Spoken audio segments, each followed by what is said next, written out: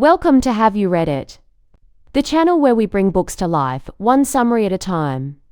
Today we're diving into the Menopause Manifesto, Own Your Health with Facts and Feminism by Dr. Gunter, a fierce advocate for women's health. This book is a comprehensive guide that aims to empower women by providing them with the knowledge and tools necessary to navigate menopause with confidence and informed decision-making. The Menopause Manifesto is unique because it combines scientific information with a feminist perspective, challenging the cultural silence and shame surrounding menopause. Dr. Gunter encourages women to reclaim their bodies and health by understanding the facts and advocating for their needs. She dismantles myths and misinformation, offering a clear, evidence-based approach to managing menopause and improving overall well-being. This book is valuable for its empowering message, urging women to view menopause not as a disease but as a natural and significant phase of life.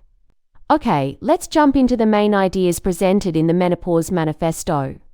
Menopause, like puberty, is a significant biological transition, yet it's often shrouded in secrecy and viewed negatively in Western society. Dr.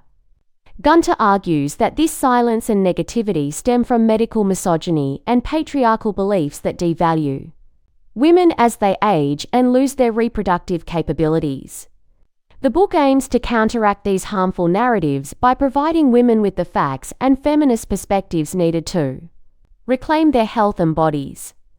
The term menopause was coined in the early 19th century, but the experience of menopause has been recognized throughout history. Dr. Gunter examines how language shapes our perceptions of menopause, noting that cultures with more positive terms for this life stage tend to have women who report fewer negative symptoms. She advocates for a shift in language to empower women and reduce the stigma associated with menopause. Menopause occurs when the ovaries run out of follicles capable of ovulation, leading to a significant drop in estrogen levels. This hormonal change triggers a variety of symptoms and health concerns. The book explains the complex interplay of hormones, including estradiol, estrone, progesterone, and follicle-stimulating hormone, during the menopause transition. It emphasizes that menopause is more than just an estrogen deficiency and that other hormonal and physiological changes also play a role. According to the book, the menopause transition is divided into early and late phases, characterized by changes in the length of the menstrual cycle. During the early phase, cycles may lengthen by 7 or more days, while the late transition involves more skip periods. Women are said to be in the late phase of their menopause transition when they start skipping 2 menstrual periods in a row, which is a 95% chance that their final menstrual period will be within the next 4 years. Symptoms such as hot flushes or insomnia often start in the later menopause transition. The book emphasizes the complexities of hormone changes and the importance of not relying solely on hormone tests to diagnose or manage menopause. Dr. Gunter challenges the notion that menopause is a modern phenomenon resulting from increased life expectancy. She argues that menopause has an evolutionary advantage, allowing women to contribute to the survival of their grandchildren. The grandmother hypothesis suggests that postmenopausal women can provide valuable support and resources to their families, increasing the likelihood of their grandchildren's survival. This perspective reframes menopause as a sign of strength and resilience, rather than a biological failure. The average age of menopause is between 50 and 52 years, influenced by genetics, smoking, and environmental factors. Smoking, for example, can lower the age of menopause by approximately 2 years, and exposure to endocrine-disrupting chemicals may also contribute to earlier menopause. While genetics play a significant role, lifestyle and environmental factors can also impact the timing and experience of menopause. Dr. Gunter also stresses that surgical removal of the ovaries before the natural age of menopause can lead to more severe symptoms and increased health risks.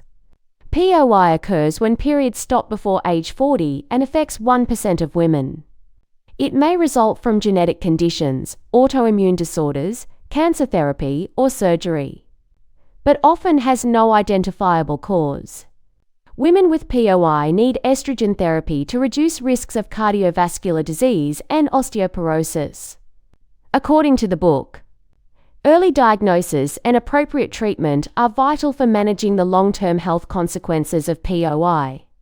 Loss of muscle mass is a sentinel physical change of aging, and it accelerates during the menopause transition. Estrogen in menopausal hormone therapy may help slow the menopause-related loss of muscle mass. The best way to slow the decline of muscle mass, and even reverse some of the loss, is through physical activity. Exercise is one of the main triggers to repair or replace muscle cells.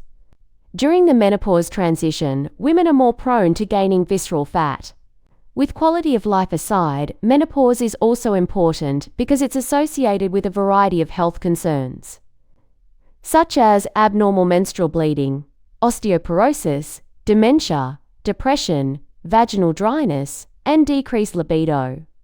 Cardiovascular disease is the #1 killer of women, and menopause is a key transition point when that risk begins to accelerate. It's essential to get regular screening done that involves blood pressure checks and testing for high cholesterol. Although women tend to develop cardiovascular disease 7 to 10 years later than men, estrogen may protect blood vessels and regulate inflammation. Although one thing that must be taken into account is, women often have different symptoms of a heart attack compared with men. Vasomotor symptoms, including hot flushes and night sweats, affect a significant majority of women during menopause and are very complex. Management include over-the-counter, prescription medications, as well as alternative ways to help like behavioral interventions. The main thing to note is quality of life matters, and women should advocate for the right treatment as a team with their healthcare provider. Menstrual bleeding abnormalities are a defining characteristic of the menopause transition and can be due to a number of causes like cancer or other underlying conditions. A gynecologist will evaluate all potential causes, then determine the best approach. There are also key differences when a woman is experiencing uterine bleeding after menopause that can help direct the diagnostic path. That's because there should never be uterine bleeding after menopause. Women's bones become more fragile as they age, especially with the loss of estrogen during the menopause transition, and women can lose up to 6% of their bone mass during these 3 years. While there are steps that should be taken to manage and prevent osteoporosis, including exercise, weight-bearing resistance training, and adequate vitamin and calcium intake, sometimes those preventative measures aren't enough. Women can take a DEXA scan to see where they are bone mineral-wise. All of these steps help support women to continue to build bone and lead to an active lifestyle. Forgetfulness is a common symptom, yet a temporary one, experienced during the menopause transition. It's typically associated with the hormonal fluctuations and can be heightened by stress, sleep disturbance, and/or depression.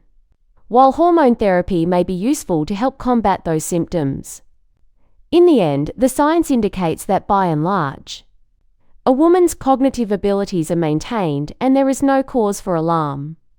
Age-related changes, including Alzheimer's, also deserve consideration. Changes to the vulva and vagina during menopause used to be called vaginal atrophy, but now the preferred term is genitourinary syndrome of menopause, also known as GUSM.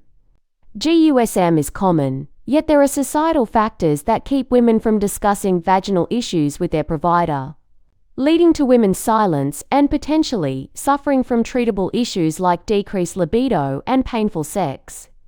By understanding the change, women can learn what the range of their options to have a very long, happy, and sexually healthy life. MHT can be an effective option for managing menopause symptoms, but it's essential to weigh the benefits and risks. The book provides a detailed overview of the different types of hormones, delivery methods, and potential side effects, empowering women to have informed discussions with their healthcare providers. Dr. Gunter emphasizes that MHT should be individualized, taking into account a woman's medical history, risk factors, and personal preferences. Transdermal estrogen is shown to be the safest option, and MHT can also be helpful for conditions such as vaginal dryness and bacterial vaginosis. The goal is for women to feel their best at all phases of their lives. Dr. Gunter tackles the misinformation surrounding bioidentical hormones, explaining that they are not inherently safer or more effective than traditional hormone therapy. She warns against compounded hormones, which lack the rigorous testing and regulation of pharmaceutical products. The book emphasizes the importance of evidence-based medicine and critical thinking when evaluating hormone options. The Menopause Manifesto advocates for a holistic approach to managing menopause, encompassing not only hormone therapy but also lifestyle modifications, dietary changes, and mental health support. The book encourages women to prioritize their overall well-being, addressing factors such as stress, sleep, and relationships to navigate menopause with resilience and grace. Here are some key takeaways from the Menopause Manifesto. Menopause is not a disease, it is a natural transition, not a failure or flaw. Knowledge is power. Accurate information empowers women to make informed health decisions. Feminism is essential. Challenge patriarchal views and societal biases about aging women.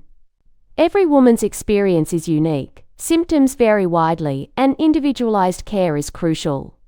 Hormone therapy is a tool, not a cure-all. MH can be beneficial, but it's not the only option and not without risks.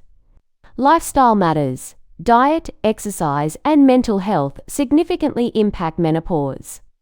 Advocate for yourself. Don't let medical misogyny dismiss your concerns. Seek community. Connect with other women to share experiences and support. In conclusion, the Menopause Manifesto by Dr. Jen Gunter serves as an essential guide for women navigating the complexities of menopause, advocating for a shift from silence and shame to informed empowerment and feminist perspectives. The book emphasizes the importance of understanding the biological, historical, and societal context of menopause to make informed health decisions. It encourages women to challenge patriarchal norms and embrace menopause as a natural phase of life, equipped with facts, self-determination, and a supportive community. The manifesto calls for open conversations, accurate information, and a holistic approach to managing menopause, ensuring every woman can confidently own her health and well-being during this transformative period. Thanks for watching. Make sure to give this video a thumbs up and hit that subscribe button so you'll never miss our next book dive.